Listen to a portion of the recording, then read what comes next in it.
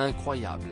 Lors de la soirée anniversaire des 20 ans de Loft Story, Benjamin Castaldi a tout simplement avoué que les votes étaient truqués, il a même expliqué comment, face aux anciens candidats invités.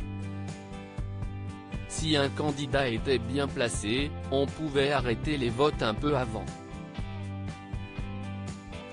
En saison 2, j'ai vécu un truc de fou, je fais mon appel au vote. Il est 21h15, un copain m'appelle et me dit que les votes sont fermés.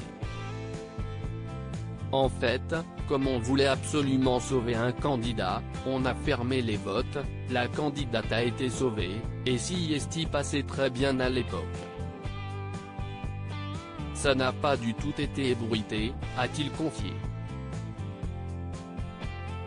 Des déclarations choc qui ont beaucoup fait réagir, notamment dans l'émission Touche pas à mon poste, vendredi 9 avril 2021.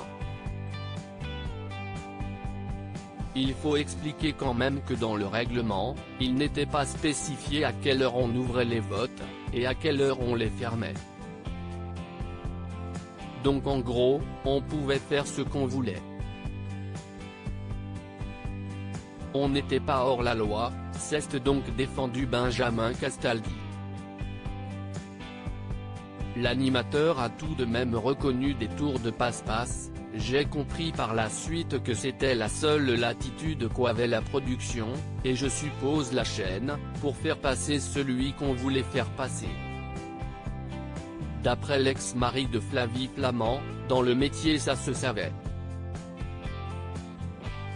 Une dernière remarque qui a poussé Cyril Hanouna à évoquer une autre affaire de tricherie, celle qui concerne Magali Vahe, la gagnante de la Star Academy 5, en 2005.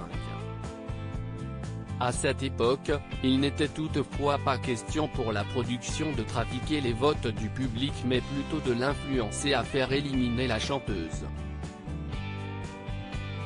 Effectivement, Magali Vahe était une candidate extrêmement populaire, CIST un amour de fille, mais à l'époque, CIST vrai qu'on ne va pas se mentir, on parlait assez librement des gens qui avaient de petits problèmes de poids et pour TF1 ce n'était pas du tout la candidate idéale.